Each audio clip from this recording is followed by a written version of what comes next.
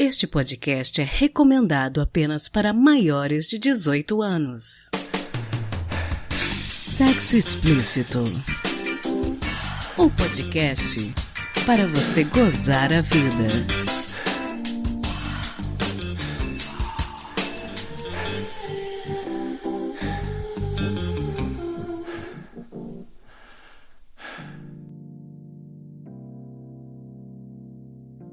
Toda mulher, independentemente de classe, raça, etnia, orientação sexual, renda, cultura, nível educacional, idade e religião, goza dos direitos fundamentais inerentes à pessoa humana, sendo-lhe asseguradas as oportunidades e facilidades para viver sem violência, preservar sua saúde física e mental e seu aperfeiçoamento moral, intelectual e social. Esse é o artigo 2º da Lei 11.340, de 7 de agosto de 2006. Lei essa que ficou conhecida como Maria da Penha. Não sei se vocês conhecem a Maria da Penha, mas ela é farmacêutica, nordestina e uma sobrevivente dos horrores da violência doméstica, a quem o ex-marido tentou matar 2 vezes. O bandido cumpriu uma pena de apenas 2 anos por isso e hoje está solto. A história de horror de Maria da Penha inspirou a criação da Lei contra a Violência Doméstica e Familiar, que mudou a vida de muitas mulheres brasileiras. Hoje, por causa do aniversário de 14 anos da Lei Maria da Penha, nós vamos falar de uma faceta pouco debatida da violência contra a mulher, porque ela não deixa marcas evidentes na pele. É a violência psicológica. Ela está prevista na lei e muitas vezes ela é o começo do drama de muitas mulheres. Hoje nós vamos falar de relacionamento abusivo e para isso eu trouxe 2 convidadas muito especiais. Primeiro, um bate-papo com a atriz e podcaster Sheili Khalef. Depois, esclarecimento sobre a legislação com a cientista social pela UFV, mestra e doutoranda em ciência política pela UFMG, Luciana Andrade.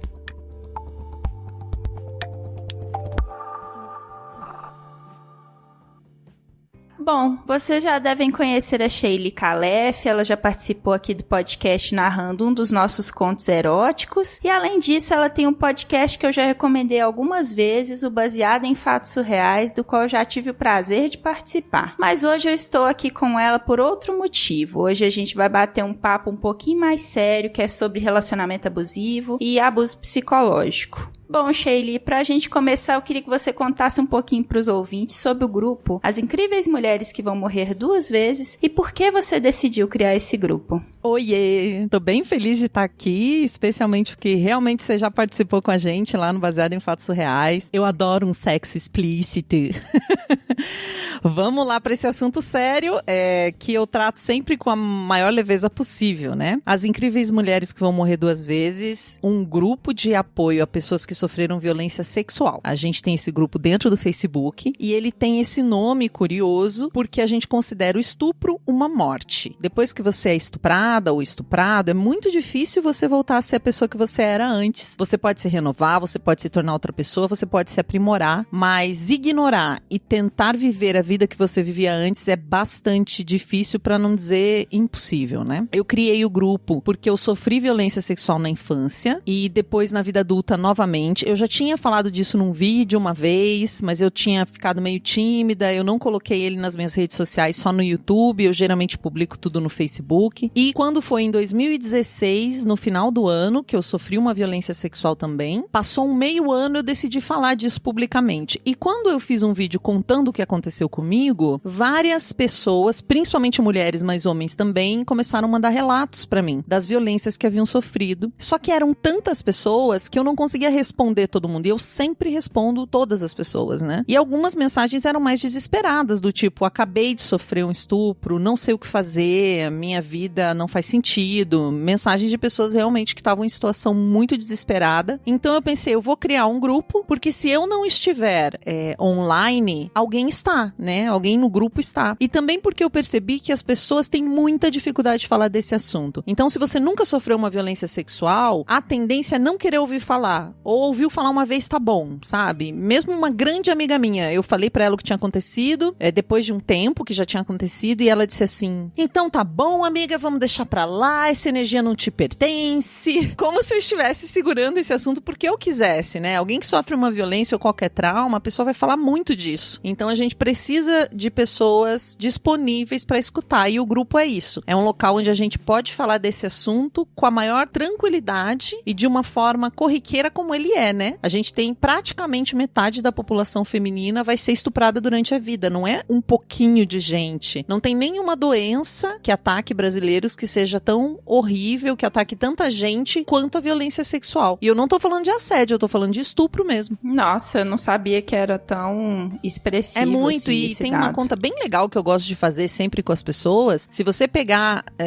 os dados de 2018 oficiais, foram 60 mil estupros. Mas a gente estima que isso são 10% dos estupros reais, porque a maioria das pessoas não vai nunca a uma delegacia, porque é terrível o processo. Não existe kit estupro como a gente vê nos filmes no Brasil. Poucos são investigados, menos ainda são punidos, né? Então é muito complexo você fazer denúncias. Se você pegar que isso é 10%, são 600 mil estupros no ano. Se você pegar quanto vive uma mulher, por exemplo, no Brasil, ela vai viver em média 75 anos. 75 anos vezes 600 mil, que é a quantidade de estupros anuais, você vai ver a probabilidade de mulheres serem violentadas durante a vida. No fim dessas contas, a gente vai ter 4 em cada 10, que é praticamente metade da população, né? Arredondando grosseiramente aqui. Mas eu nem gosto de trazer dados, porque é tão fácil achar esses dados, eles estão tão na nossa cara, um estupro a cada 11 minutos. Você pode fazer por essa conta também. Se é um estupro a cada 11 minutos, 65% não é reincidente. Quantos estupradores a gente tem? Que a gente também tem uma mania de falar que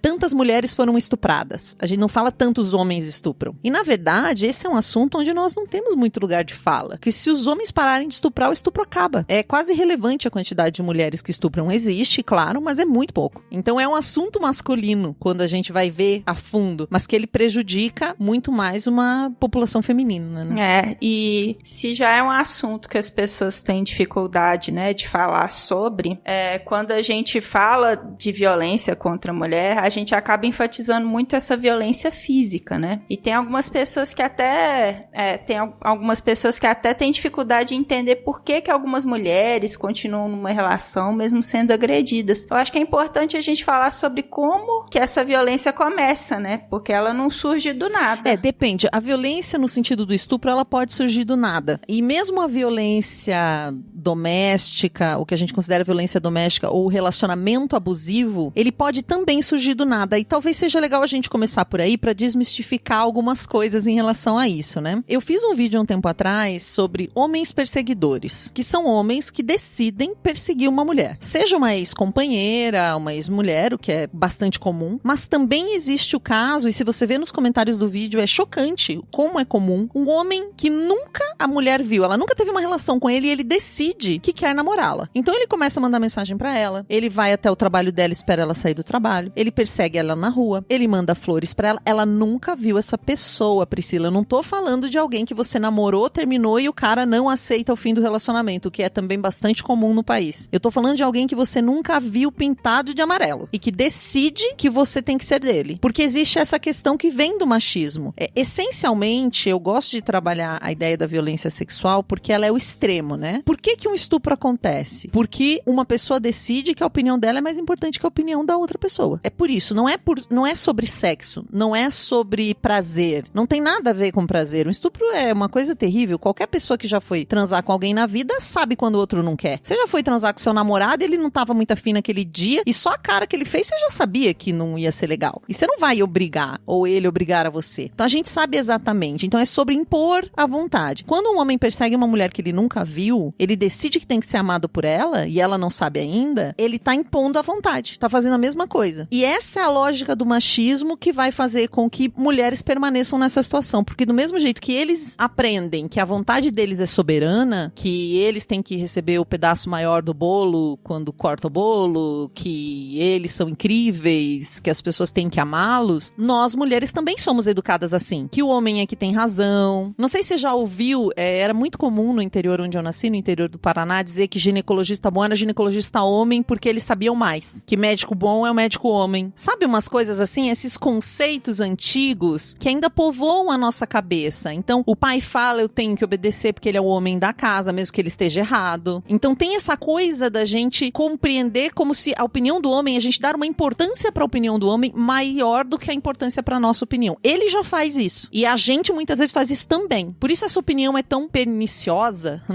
tão prejudicial. A gente tem uma tendência a dar mais importância pro homem do que ele tem. Mais importância às vezes pra opinião dele do que pra nossa própria opinião. Do que pro nosso próprio sentimento de estar acuada ou de não estar gostando daquela situação. Quantas vezes você começa tendo razão numa briga e termina sem razão, né? Isso é um dos indícios pro relacionamento abusivo. Você começa a reparar que você tinha razão, começou uma discussão, de repente você tá pedindo desculpa. E isso acontece mais de uma vez e mais de uma vez. Então essa dúvida das pessoas, por que alguém permanece no relacionamento abusivo? Primeiro porque não percebe esse abuso, a não ser quando ele vai pra violência física. E uma coisa bacana de falar é que todo mundo, a violência contra a mulher, ela une o mundo. Homens com uma condição social pior, financeira, agridem mulher. Homens numa condição social incrível e com muito recurso agridem mulher. Homem no Brasil agride mulher, homem na Alemanha agride mulher, homem no Japão agride mulher, homem na África agride mulher. É impressionante o quanto esse consenso falso de que o homem teria alguma superioridade sobre a mulher, ele é disseminado. Sim. Né? E você começou a falar, né, de alguns sinais sobre o abuso psicológico. Tem alguns outros sinais que você acha que seria interessante as mulheres ficarem atentas para elas acordarem para o fato de que elas estão numa relação abusiva? Sim. Acho que primeiro qualquer xingamento, mesmo que seja, você é burra, hein? Mesmo que seja uma coisa desse tamanhinho, mesmo que tenha um tom de brincadeira, isso deve ter uma atenção especial para essa palavra burra, idiota, porque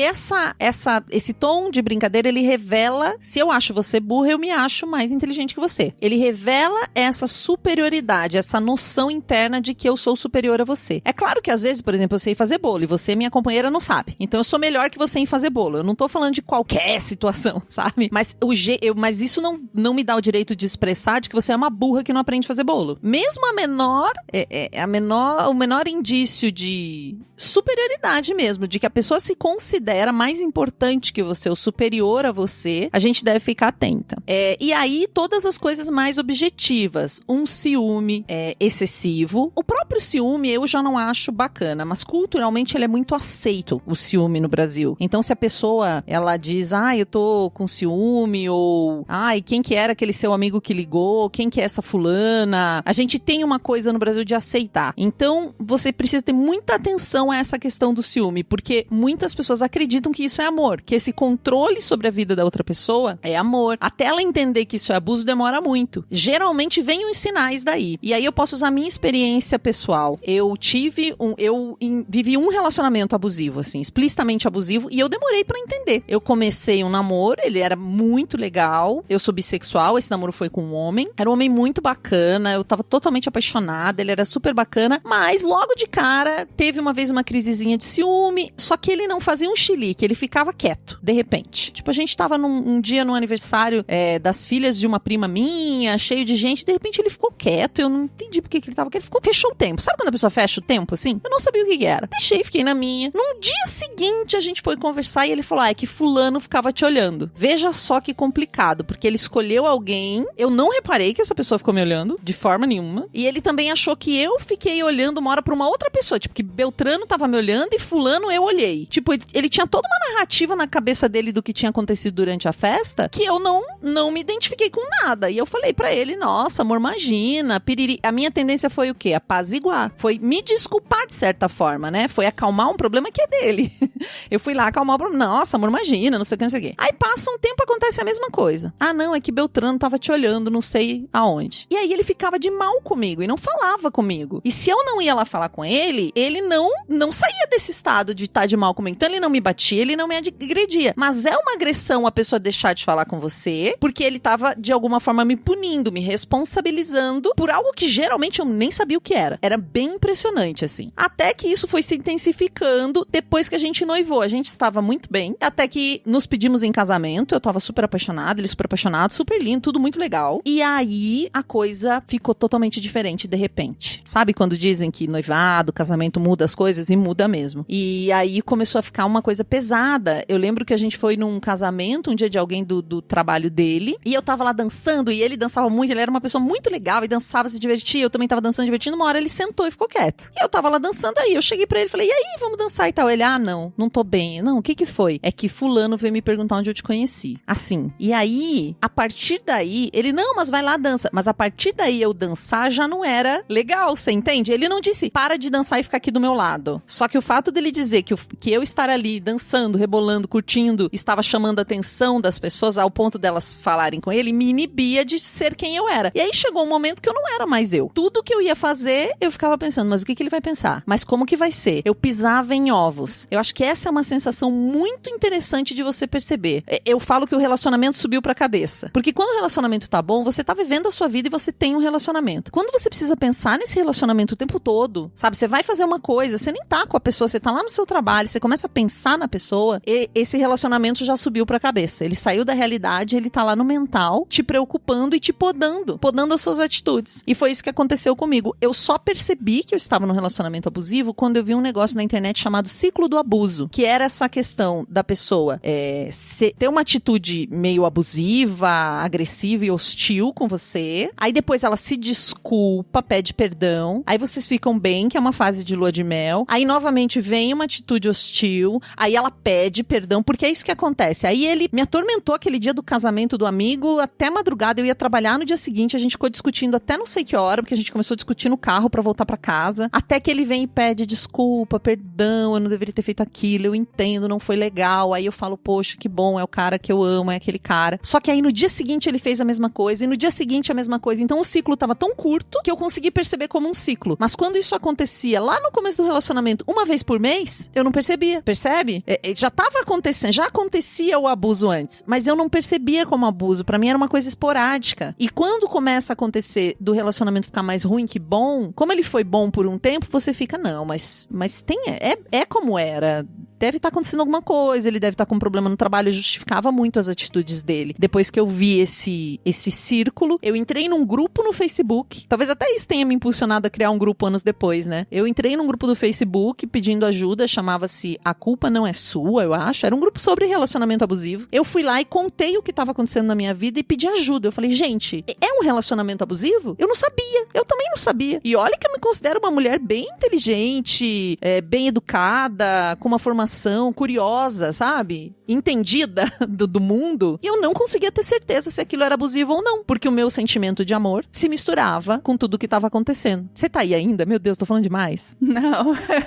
Tô te ouvindo e tô me identificando muito, assim. Mas uma coisa que eu tava pensando aqui, que eu acho interessante a gente falar também, é que, às vezes, tem alguns casos que a mulher se encontra numa posição muito delicada pra sair imediatamente dessa relação abusiva, né? O que a gente pode dizer pra uma mulher nessa situação? Como faz pra sair desse ciclo de abuso, já que algumas de nós estamos em situações um pouco mais delicadas? Sim, eu até conversei com uma amiga outro dia, a gente fez uma live, ela com 2 filhos, 10 anos de relacionamento com aquele homem, toda a vida entrelaçada, né? Porque você tem uma vida toda entrelaçada. Então, antes de falar sobre isso, Pri, eu só vou concluir o assunto dizendo, quando eu descrevi a história do que estava acontecendo na minha vida, as mulheres do grupo observaram no que eu escrevi, elas falaram, você percebe que tudo que você fala que ele faz, você justifica logo na sequência? Então eu disse assim, ele chegou um dia, não me cumprimentou, tava bravo, não me deu nem oi, e a gente ia junto pra academia. Mas ele tinha tido um dia muito difícil no trabalho, o chefe dele não sei o quê. Toda vez que eu falava algo que ele fazia ruim, eu mesma já justificava o porquê que ele tinha feito. Então não tem justificativa. A gente tenta justificar. Então se você tá tentando justificar o que a pessoa faz. Ah, mas é que ele apanhou do pai quando ele era pequeno. Ah, mas é que ele é muito estourado. Ah, mas é que ele... Não existe justificativa pra ele ser violento com você. Não existe. E a gente tenta buscar, é quase como se a gente tentasse dar uma desculpa pra nós mesmas. Tipo, a gente não quer acreditar. E quando você tá num relacionamento mais antigo, quando tem filhos envolvidos, tudo é mais difícil. Então, o que eu posso recomendar, se você tá em dúvida se o relacionamento é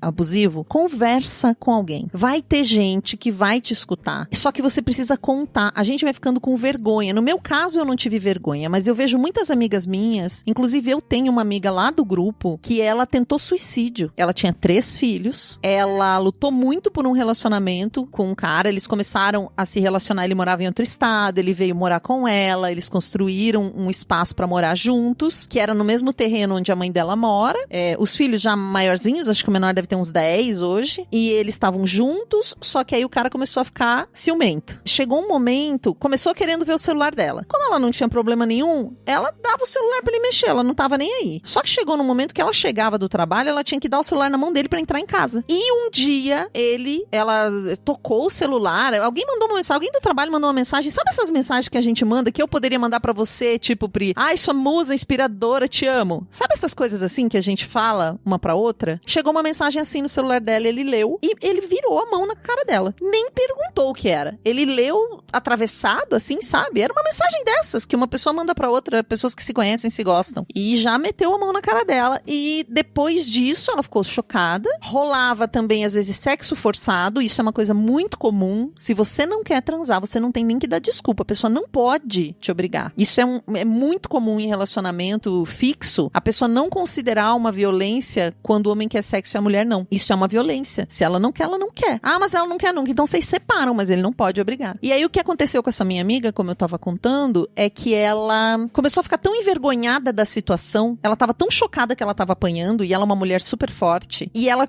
não contou isso pra ninguém. Ela não contou pra nenhum irmão, ela não contou pra mãe, ela não contou pra ninguém. E ele começou a ficar mais violento e bateu nela de novo. A coisa foi ficando tão feia que um dia ela decidiu se matar e ela tomou veneno. E aí quando ela entrou em um colapso, né, ela foi encontrada pela família, que tirou ele de dentro da casa, ela se recuperou, hoje ela tá ótima, graças a Deus, a sua família, a força interior dela, assim, mas era uma manipulação que esse homem fazia com ela, terrível, terrível. E ainda é um homem que se diz dos direitos humanos, que palestra sobre direitos humanos! Então, assim, é uma coisa impressionante que todo o homem, todo o homem mais abusador, mais manipulador, no geral, ele é muito legal. Isso é importante as pessoas saberem. Não é um monstro horroroso com cara de mal. No geral, o homem abusador, ele é muito bacana, divertido, porque ele sabe conquistar, ele sabe manipular.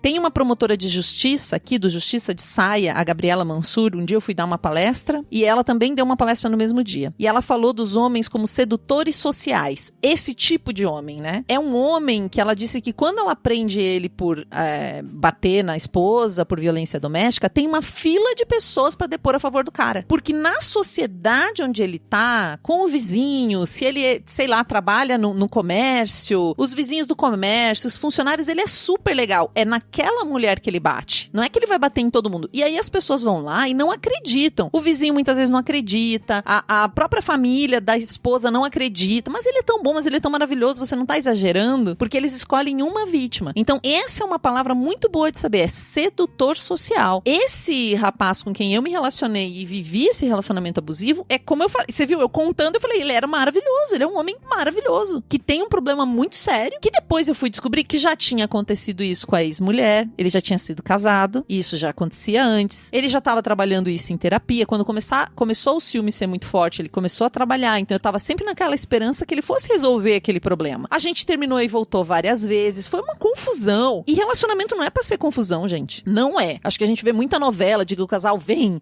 vai e briga e volta e fica achando que relacionamento é isso, né? Os modelos de relacionamento que a gente vê, eles são muito abusivos no geral. Mas não, gente, não é isso. Relacionamento não é para ser um estresse na sua vida, um peso. Não é pra estar na sua cabeça, né, Pri? É pra estar na sua vida. Não, tipo, tudo que você vai fazer, você tem que ficar pensando naquilo, no que o cara vai achar. Se você também é muito... Acho que um indício também, se você fica muito preocupada com o cara, sabe? Será que ele comeu? Será que ele ligou pra mãe dele? Amor, você ligou pra sua mãe hoje? Ai, você comeu? Ai, como que tá lá no trabalho? Meu, preocupe-se com você. Deixa o cara viver a vida dele, sabe? Pra deixar esses limites entre o que é ele e o que é você bem delimitados. Então, voltando, né, pra como agir se você se sente enredada. É uma questão de se empoderar no sentido mais pleno que essa palavra pode ter. Essencialmente, achar alguém em quem você confie pra contar essa história, nem que seja uma pessoa da internet, nem que seja uma pessoa que você nunca viu. Mas tem algum amigo, alguma amiga perto de você que pode contribuir. O problema é que a gente não tem coragem.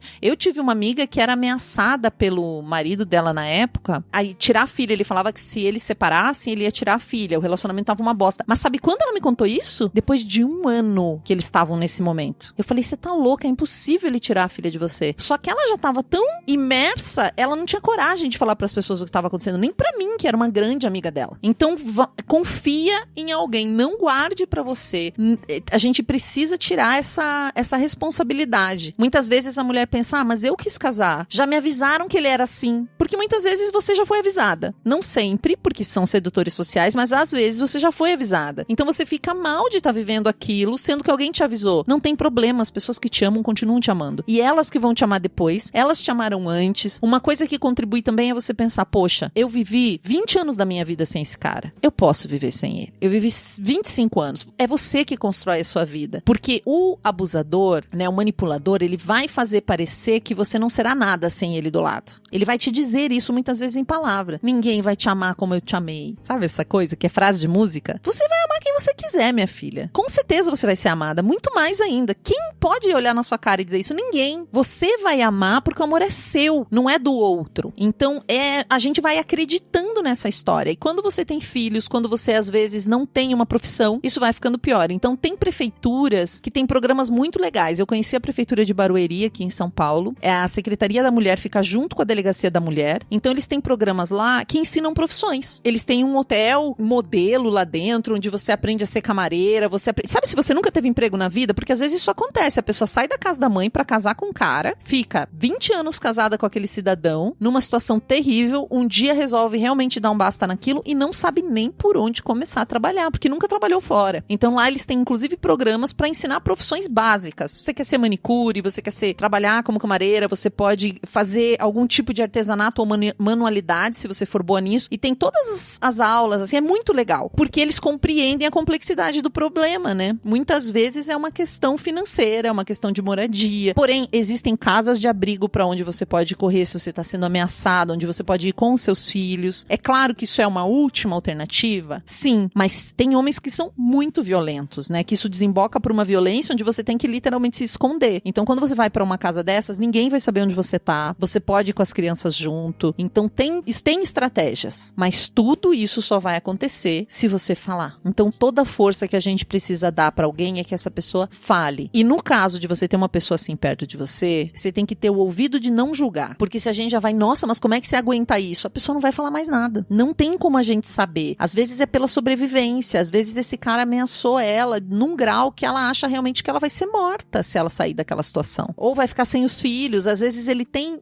poder pra tirar os filhos. Eu atendi uma moça, muita gente me liga, né? E ela entrou em contato comigo porque, veja só, é uma história terrível. Vou contar, tá? Porque eu acho que as pessoas não têm noção do tamanho dos problemas.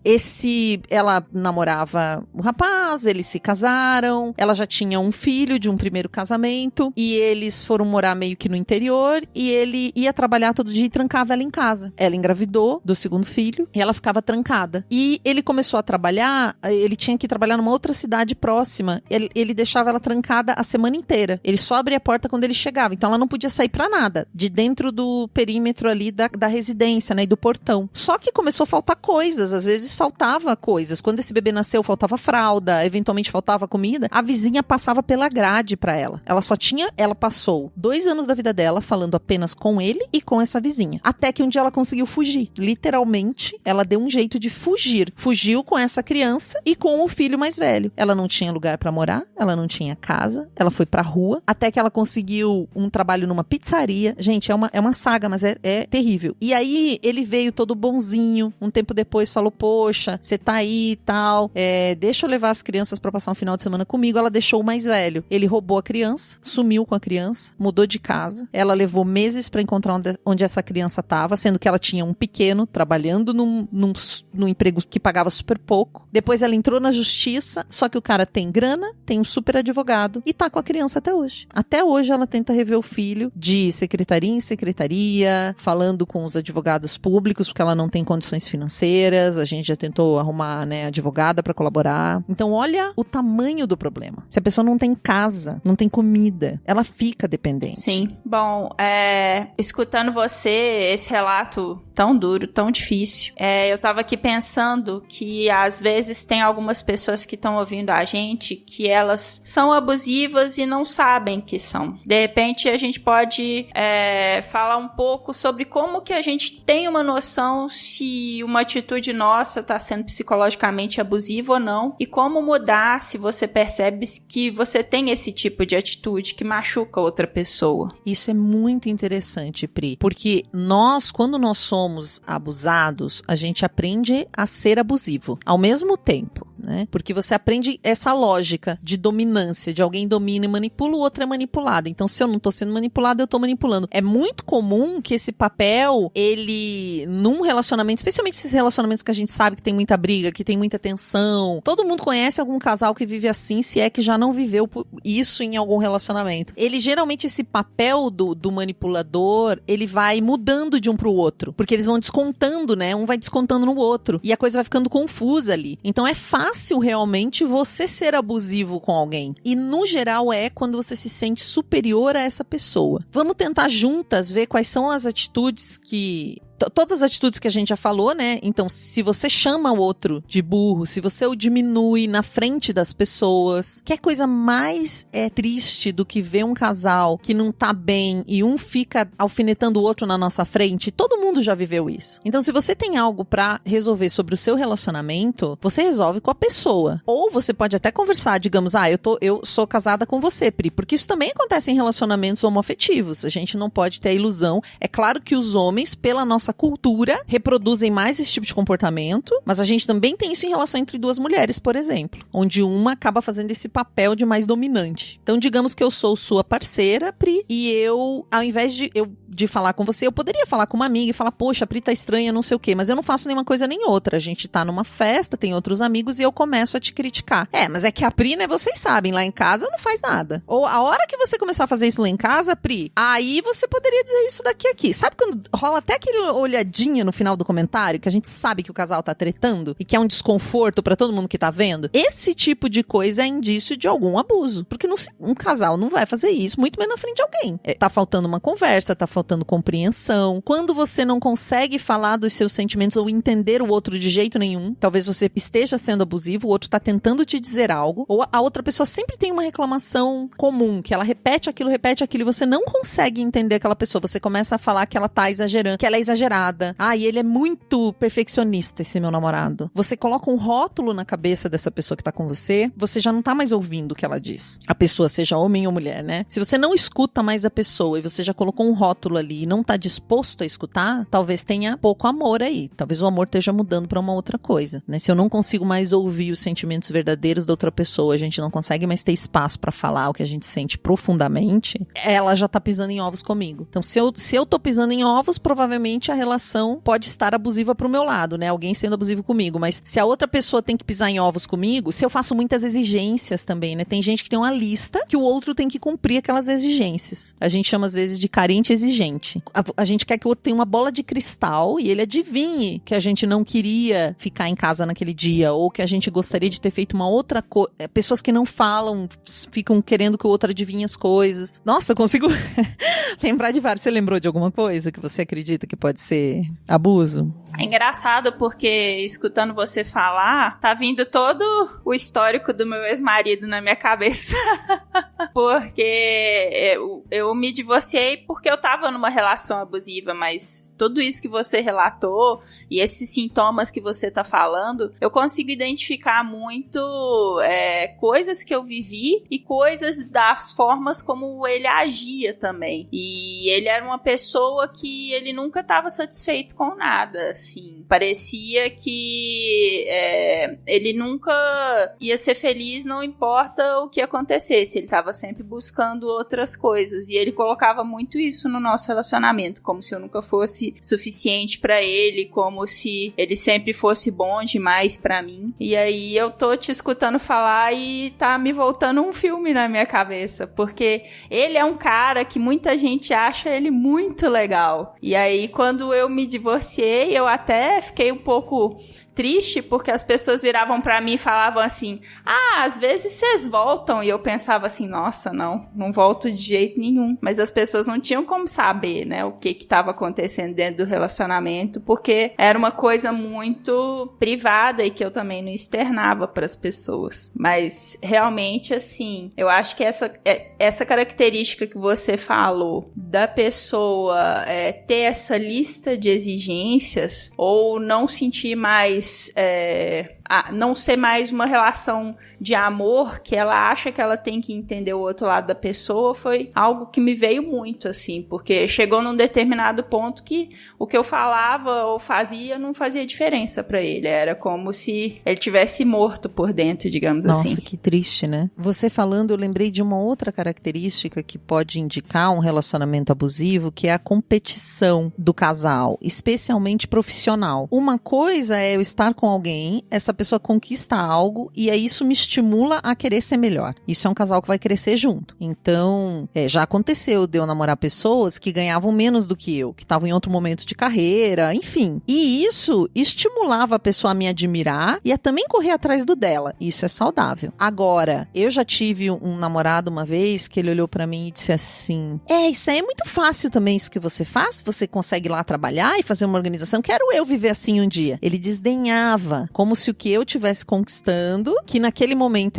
eu tinha menos horas de trabalho pra conseguir ganhar a mesma coisa que ele ganhava, fosse um desdém. Eu tive um outro namorado que disse assim pra mim um dia, olha só, nunca mais a gente se falou depois disso. Eu não lembro se nessa época a gente tava namorando, a gente já tinha terminado e era meio amigo, mas ele olhou pra mim e disse assim, você nunca vai fazer um mestrado. Eu queria fazer eu tava vendo um mestrado numa área X, mas ele olhou pra mim assim, você nunca vai fazer um mestrado. Eu tive uma namorada que olhou pra mim, eu trabalhava como assistente de direção, eu trabalhava como uma atriz numa produtora, e eu ia viajar fazer um curso, eu falei, eu tô pensando em ir na volta, ver se eu não faço direção, né, não viro diretora na produtora, ao invés de trabalhar como atriz. Ela falou assim, você nunca vai ser diretora. Como alguém que diz que te ama, solta uma dessa, sabe? Pode ser naquele momento, aí a pessoa engata e fala, nossa, mas não tem, isso é um tipo de coisa muito arrogante de você dizer pra outra pessoa, como ela pode dizer o limite onde você conseguiria chegar profissionalmente? Essa eu virei as costas e nunca mais a gente se falou, essa moça, porque foi assim. E aí o que eu fiz? Fui fazer o curso e na volta eu virei o quê? Assistente de direção, e depois eu virei o quê, meu bem? Diretora. Certíssima.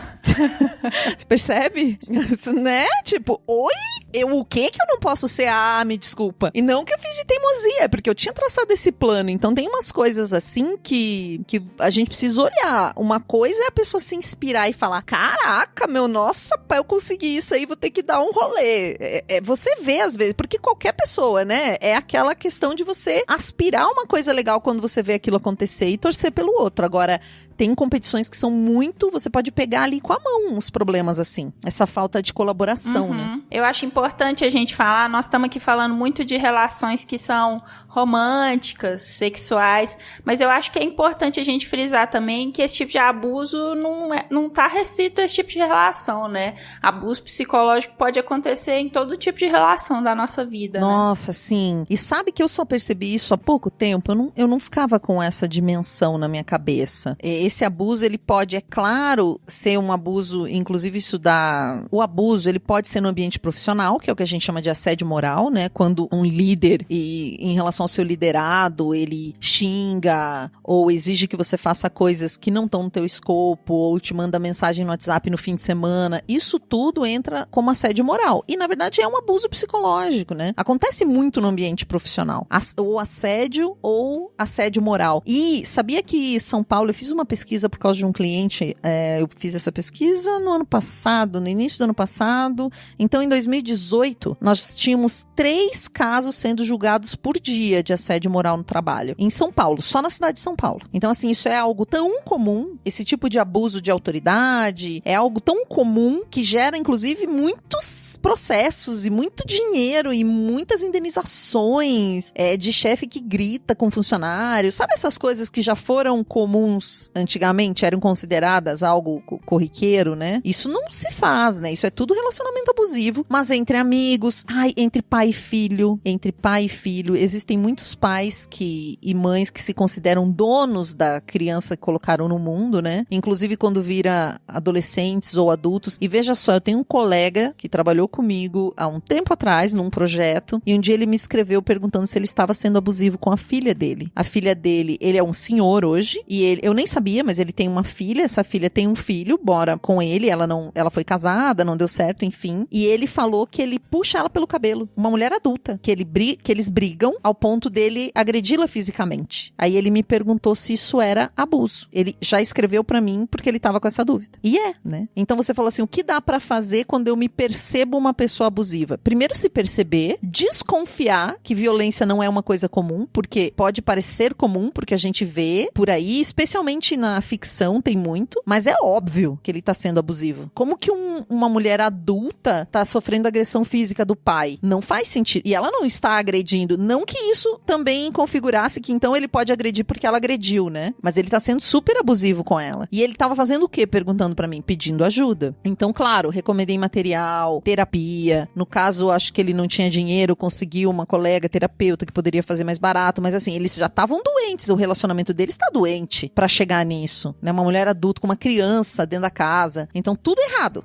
Isso não é normal. A gente tem que começar a olhar as coisas e ver que elas não são normais. Até quando a gente tem um presidente, eu pensei nisso agora, tá? Mas determinadas coisas que o Bolsonaro fala, parece um relacionamento abusivo com a população. Nossa, concordo muito. Isso não é nada. Talvez, sabe, isso é uma gripezinha, isso por mim não aconteceria nada, sendo que o outro tá morrendo do lado. Então, você fica desconfiado da tua certeza. O manipulador, ele faz isso muito bem. Você tem uma certeza, aí ele manipula a situação de uma hora que você você começa a duvidar de você. E talvez ele faça isso conosco, né? Eu tenho um primo lá no sul que disse que não vai usar máscara porque não precisa, porque o presidente não usa. Que o presidente disse que não era importante. Então ele tá influenciando essa pessoa, mas ao mesmo tempo ele vê um monte de gente usando e vê que é regra do governo usar. Isso é uma relação abusiva. Se a gente for levar, né, no pé da letra, talvez. Tô conversando aqui com você. E entre amigos, acho que isso acontece, entre sócios. Como a gente é muito acostumado a ver essa relação em toda a narrativa ficcional e que a gente conheceu de relacionamento, especialmente a gente consome o tempo inteiro relacionamentos abusivos, é muito difícil a gente fazer um que não seja, porque a gente não tem exemplo. É um sócio que passa a perna no outro, é um amigo que fica com a mulher do outro, é um não sei o que acontece não sei o que lá. A gente vê tanto que a gente vai ficando desconfiado e acaba às vezes reproduzindo até o que a gente não gostaria. Acaba que tem pessoas até que convivem com a violência cotidianamente no interior do país, ou, né, você falou do Bolsonaro, tem gente que tem um tio que é verbalmente agressivo, como ele, e normatiza isso, né? Uma coisa que não é pra ser normatizada. É o que se faz com ele. Ele é assim mesmo, é o jeito dele. O jeito dele é esse jeito, né? Eu queria só dar mais um exemplo de amizade. Eu tinha um colega que era um amigo e a gente começou a trabalhar junto. E um dia eu percebi que eu sempre chamava ele pra trabalhar. E volta e meia ele tinha oportunidades, né? Era na área de arte, de teatro, de atuação. Eu via que ele tinha oportunidades, ele me falava, eu tô fazendo projeto tal, e ele contratava pessoas para aquele projeto, ele não me chamou. Aí um outro projeto, não sei o que, chamei fulana de tal. Super coisas que eu poderia fazer. E passou bastante tempo assim, até que um dia eu cheguei para ele e falei, amigo, eu sempre te dou várias oportunidades, né? Eu sempre penso em você e eu percebo que você tem várias oportunidades onde você poderia me chamar e nunca me chama. Então eu tô sinalizando pra você que eu tô achando essa situação um pouco desequilibrada. Acho que a gente pode pensar em termos de equilíbrio. Não que a gente faça as coisas em termos de amizade pra receber em troca, mas se você sempre lava a louça e a outra pessoa não lava, se você sempre cuida da viagem, a outra pessoa não cuida, se você é que cuida dos filhos, do interesse dos filhos, a outra pessoa não cuida, se você é que sempre organiza a agenda pra sair com as amigas, pra jogar o vôlei e ninguém mais cuida, esse tipo de coisa vai dando uma descompensada pra um lado ou pro outro. A gente precisa entender talvez buscar esse equilíbrio. Quando sentir um desequilíbrio, um desconforto, uma coisa assim, porque a gente fica, né? Poxa, mas o que tá acontecendo aqui, né? Parece que só eu tô cuidando de não sei o quê. Levar isso pra uma conversa, porque pode começar aí o problema. Né? Bom, o papo tá muito bom. E aí, aqui no podcast a gente sempre termina os nossos bate-papos com um conselho pros ouvintes gozarem mais a vida, tendo em vista tudo isso que a gente conversou aqui hoje, Sheili. Que conselho que você gostaria de dar pros ouvintes gozarem mais a vida? Bom, eu trabalho com sexualidade positiva, né? Do curso lá na Prazerela. E se você não consegue sentir prazer na vida, você não vai sentir prazer na cama. Isso é uma regra básica. Então, busque coisas que te dão prazer. E nesse caso, pense no que tá te tirando o prazer. Se você tá muito pensando num assunto, você tá gastando tempo de vida pensando naquela relação, seja ela de amizade, de amor, significa que ela subiu pra sua cabeça. Então, você precisa resolver isso daí. Porque se você tiver com uma coisa assim na sua cabeça, você não consegue dançar, você não consegue curtir, você não consegue ver um filme, porque aquilo vai te impedir de sentir esse prazer com a vida. E se você não sentir esse prazer com a vida, você não vai sentir esse prazer, você não vai gozar tanto quanto você poderia. Então, acho que se isso vale como dica? Vale demais, eu achei fantástico. Tá certíssima. Então é isso aí, quem não goza na vida não vai gozar na cama. Concordo demais. E onde que a gente acha você, Sheili? Pode me encontrar, eu falo muito no Facebook, também coloco meus vídeos no Instagram, o grupo tá no Facebook, As Incríveis Mulheres que Vão Morrer Duas Vezes, mas é @Sheili, SHEYLLI. Em qualquer lugar vocês me encontram, lá no Baseado em Fatos Surreais também, @BF Surreais. Lá nós contamos histórias de mulheres, então você pode ouvir várias histórias e também contar a sua. Sensacional. Vou colocar todos os links na descrição do episódio.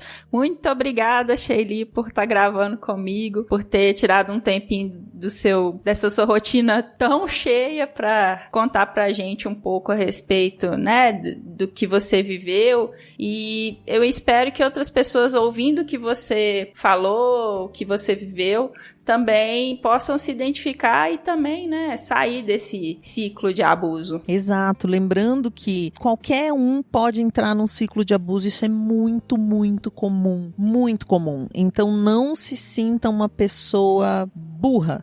Não é isso que eu quero dizer, peraí. Então não se sinta mal por muito tempo. Você vai se sentir mal quando você se der conta de que está num relacionamento abusivo, você vai se sentir mal, mas não se paralise por isso. Dá pra sair, dá pra reconstruir a vida. Essa minha amiga que tinha 2 filhos, 15 anos de relacionamento, agora tá ótima, com um namorado novo, super bacana, felizona, com 2 filhos nas costas, morando na casa da mãe, mas tá tudo bem melhor do que antes. Assim, tá tudo muito diferente de antes, mas muito melhor do que antes, porque saiu aquele peso da vida da cabeça, a respiração parece que ficou melhor, sabe? Sensacional.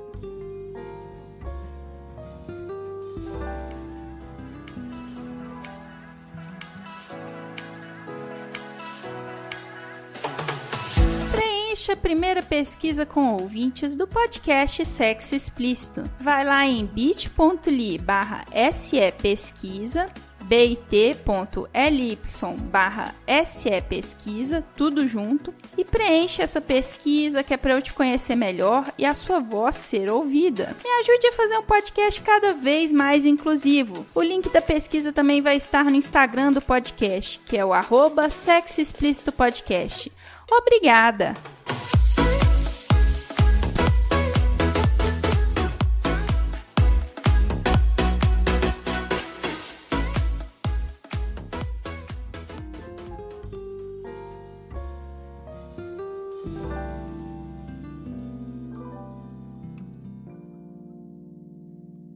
Bom, no seu trabalho, você estudou os acórdãos judiciais de violência contra as mulheres do Tribunal de Justiça de Minas Gerais entre 1998 e 2015. Para você, qual foi a principal mudança ou as principais mudanças que a Lei Maria da Penha trouxe para a justiça brasileira?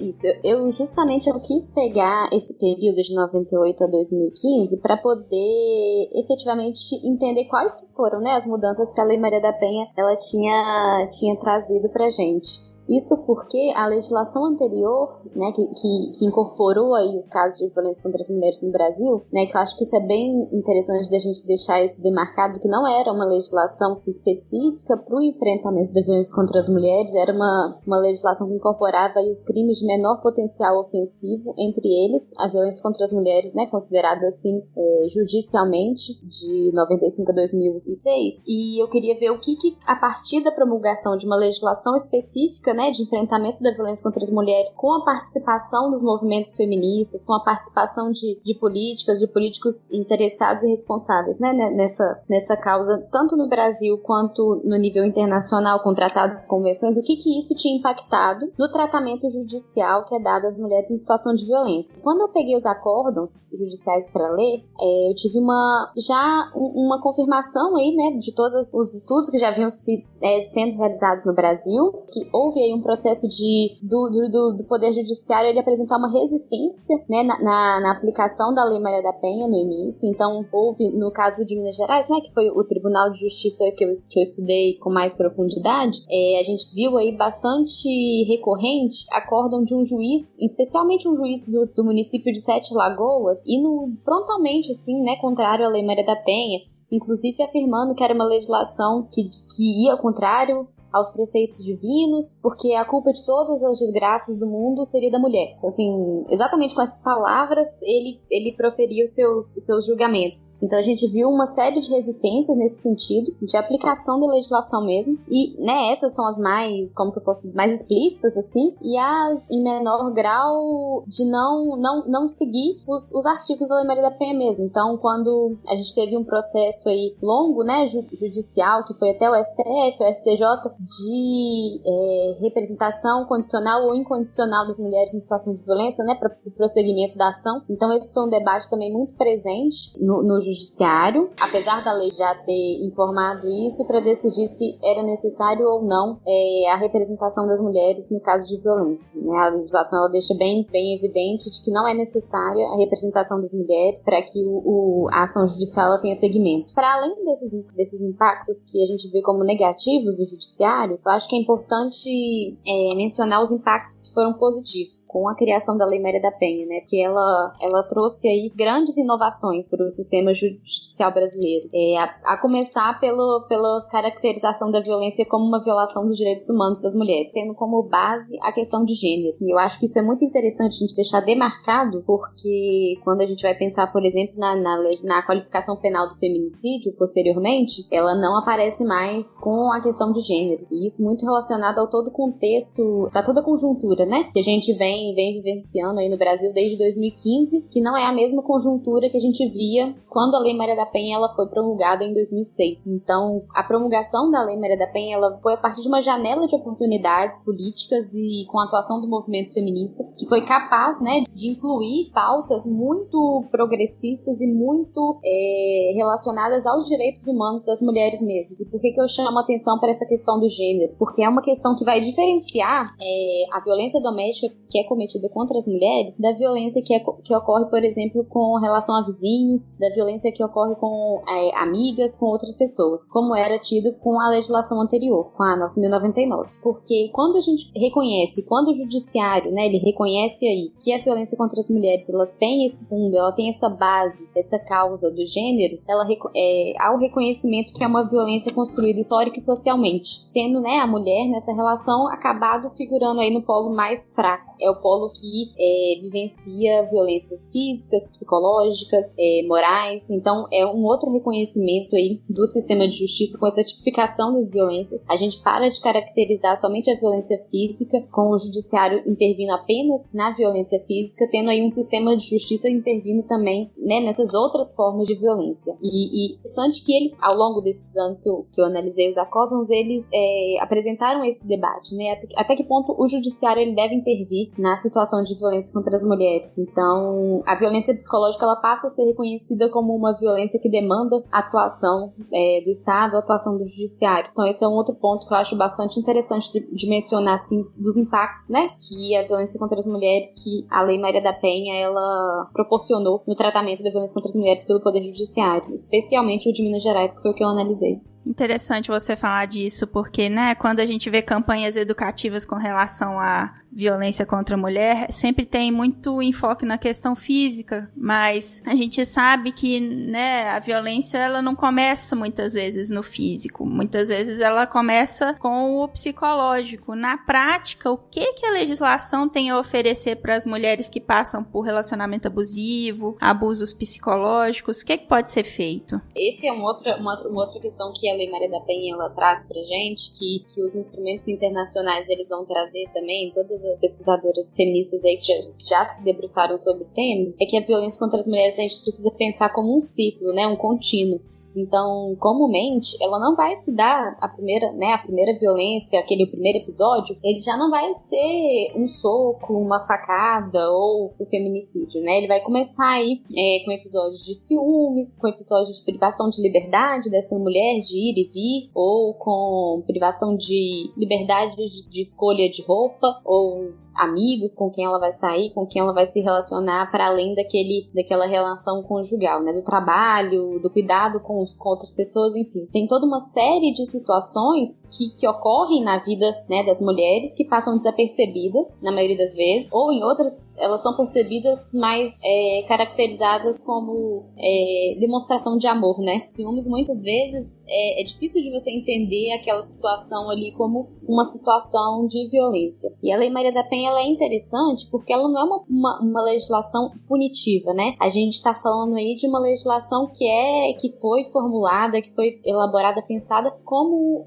uma política pública. E como uma política pública, ela não pretende atuar somente na responsabilização criminal dos agressores. Ela pretende atuar na prevenção, na punição e na erradicação da violência contra a mulher. Então, quando ela pretende atuar, né, na prevenção e na punição, né, e na erradicação, a gente está falando aí que a Lei Maria da Penha ela aciona diferentes instituições e diferentes mecanismos para lidar com as diferentes formas de violência. Então, é um sistema bastante complexo que a legislação prevê, né, por mais que na prática isso seja muito difícil da gente observar, né, que ocorra essa rede de proteção de forma tão articulada, de forma tão complexa quanto é previsto pela lei, mas ela prevê aí que a gente tenha, por exemplo, essa rede, né, de atendimento, de acolhimento às mulheres em situação de violência, que possa atuar em todas as formas de violência e em todas as instâncias que as mulheres elas demandam. Então, uma violência psicológica, né, que é aquela que a gente pode ver, é uma violência que é difícil de você denunciar, porque na maioria das vezes as pessoas elas não dão credibilidade, elas não acreditam no que você está denunciando,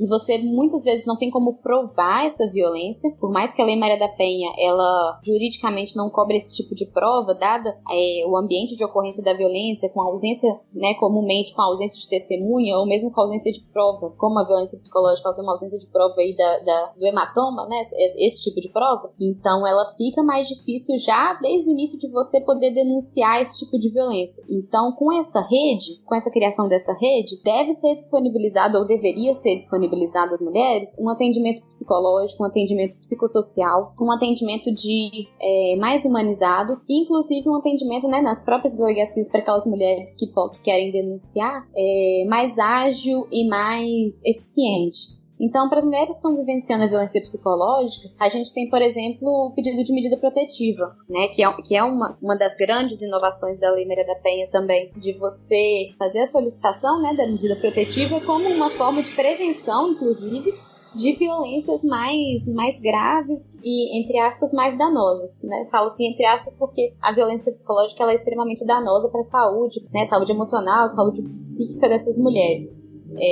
Mas a medida protetiva ela pode ser solicitada e ela vai ser expedida pelo judiciário, né? Ela possibilita que tenha o afastamento do agressor das proximidades dessa mulher, para além dos outros programas, né, que eu mencionei, dessa questão do acompanhamento psicológico, do acompanhamento psicossocial para essas mulheres que vivenciam situações de violência. E quando a gente pensa, né, de novo, na prevenção, eu acho que uma das questões que é muito interessante a gente falar, né, sobre a Lei Maria da Penha é a divulgação das violências, porque mais interessante talvez do que focar na questão da denúncia da violência psicológica é focar na questão do entendimento de que aquilo é uma violência, né? E isso é uma das formas aí de atuação da Lei Maria da Penha e das instituições, de você divulgar a lei, divulgar os serviços, divulgar o que é a violência contra as mulheres, para que as próprias mulheres, né, entendam, e os homens também entendam que as situações que estão vivendo é uma situação de violência, e a partir daí poder tentar lidar com o problema de alguma forma, seja pela via institucional, né, denunciando, ou se a mulher não quer denunciar, ou se acha que consegue resolver de outras formas, seja terminando a relação, enfim, se desvencilhando daquela situação, para ela poder tomar essas decisões mais informadas, né. Inclusive, eu ia te perguntar se por acaso alguma das nossas ouvintes estiver escutando e pensando, eu tô vivendo uma situação assim, acho que eu tô passando por um relacionamento abusivo, ou por xingamentos, ou chantagem emocional, o que você aconselharia para essa ouvinte? Olha, é muito difícil eu te falar assim, o que eu aconselharia, porque eu acho que a gente tem que ser bem responsável e bem sincera quando a gente vai falar das instituições que atuam no enfrentamento da violência contra as mulheres no Brasil. Né, o que a gente tem observado é um completo desmonte das políticas públicas relacionadas ao enfrentamento da violência contra as mulheres, né? E nessa situação de pandemia, que muitas das mulheres elas estão junto, né, com seus agressores dentro de casa, eu acho que a cautela, Priscila, essa pergunta é muito difícil. Alguma coisa que a pessoa possa fazer que esteja dentro das possibilidades dela, entende? Nossa, porque assim, do jeito que as coisas estão, fica muito difícil, né, da gente falar com a mulher para denunciar. Sim, muitas delas estão, né, encarceradas com seus agressores, né? Eu acho que a gente tem que muito levar em conta essa situação que a gente está vivendo agora, de permanência, né, desse isolamento social, que muitas mulheres, e isso já foi apontado aí por notícias do Rio de Janeiro, na China, né, começou na China, então já tem notícias de que houve um aumento considerável de violência contra as mulheres nesse período. Eu acho que as mulheres, né, que conseguem perceber que estão vivendo nessa situação de violência, que estão vivendo, né, nessa dependência e de fazer uma denúncia, que eu acho que a primeira coisa nesse sentido seria contar para alguém, né, não passar por essa situação sozinha, porque por mais, né, e aí agora pensando em realidades municipais muito diferentes, por mais que o município ele não tenha uma delegacia especializada, ele não tenha, né, um atendimento muito especializado a essas mulheres que estão vivenciando situação de violência, os municípios, na maioria das vezes, eles contam com o CREAS, com o CRAS, que são serviços especializados, serviços aí da assistência social que contam com apoio psicológico. Então, talvez também, né, são serviços interessantes de buscar auxílio, a depender da realidade, né, que essa mulher ela se encontra. Tem aí organizações feministas, movimentos feministas que atuam no enfrentamento da violência contra as mulheres, então é interessante ir atrás, né, dessas pessoas. No município de Viçosa, aqui em Minas Gerais, por exemplo, a gente tinha o programa Casa das Mulheres, né, eu falo assim dessa coisa de pensar a realidade local, porque, por exemplo, o programa Casa das Mulheres era uma iniciativa super legal, era uma iniciativa, né, que estava próxima aí das mulheres, né, em situação de violência, e que por uma questão da política municipal, o executivo parou de fomentar e financiar o projeto e ele foi extinto. Então, para além, né, desse período da pandemia, a gente está vivendo aí um período muito complicado relacionado às políticas para as mulheres, às políticas de enfrentamento da violência contra as mulheres. Eu acho que nesse momento de pandemia, nesse momento de isolamento social, né, as situações de violência elas precisam ser publicizadas para alguém, para a pessoa não, né, para a mulher não passar por isso sozinha. Tentar fazer esse mapeamento de quais as instituições são seguras, quais as instituições ela pode fazer essa denúncia. E se a mulher se sentir, né, confortável, se sentir segura, se sentir com respaldo mesmo, mesmo para fazer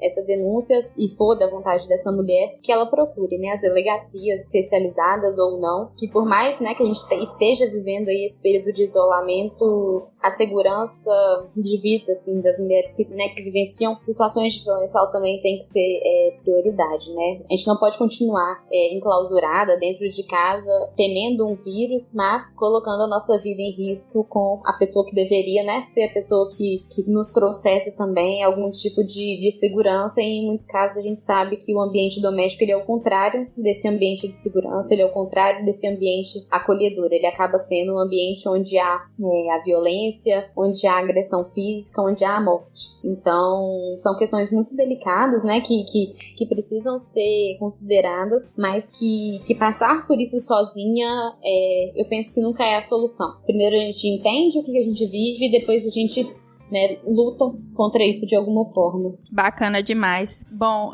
eu gostaria de saber onde que a gente encontra você nas redes sociais, Luciana. Eu tô no Facebook, no Instagram, no currículo Lattes, que é o currículo da academia, e no e-mail. Normalmente eu respondo aí no mesmo dia, com algum tipo de demora ou não, a depender das demandas maternas, doutorais, laborais do dia, mas precisando de alguma coisa, né, que eu possa ser útil também, é só chamar pelas redes sociais. Não, sensacional. Vou colocar os seus links na descrição do episódio. Muito obrigada, viu, por ter conversado comigo. Sei que tá correria pra todo mundo, mas eu agradeço demais pelas suas explicações. Tá joia, então. Abraço. Tchau. Tchau.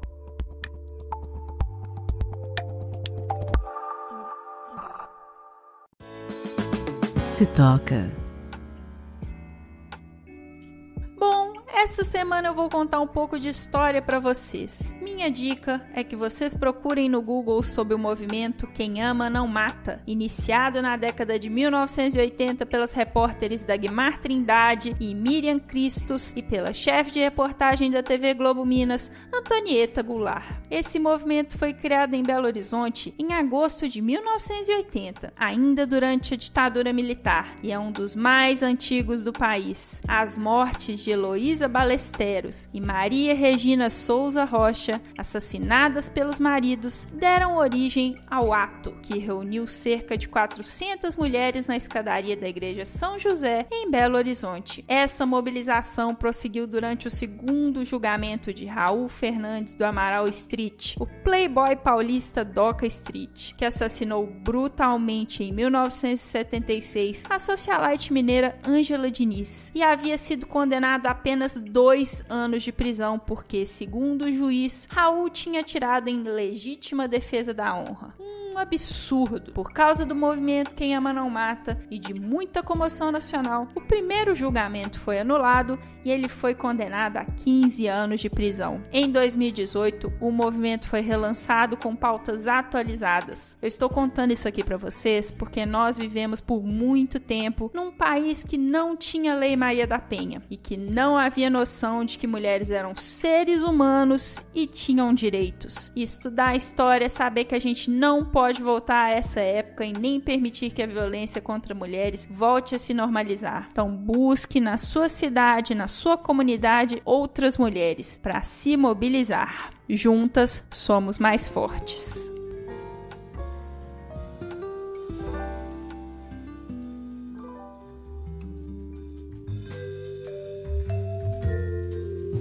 Por causa da duração e da seriedade desse episódio, eu optei por não termos conto erótico hoje. Conto com a compreensão de vocês. Com edição e vinhetas da Cafeína do podcast Papo Delas, eu me despeço de vocês, agradecendo a Sheili e a Luciana Andrade por terem participado desse episódio. Lembrando que já estamos com o nosso PicPay ativo, então se você acredita no nosso projeto, passa lá e doa 1, 5, 10 reais pra gente. Qualquer quantia vale.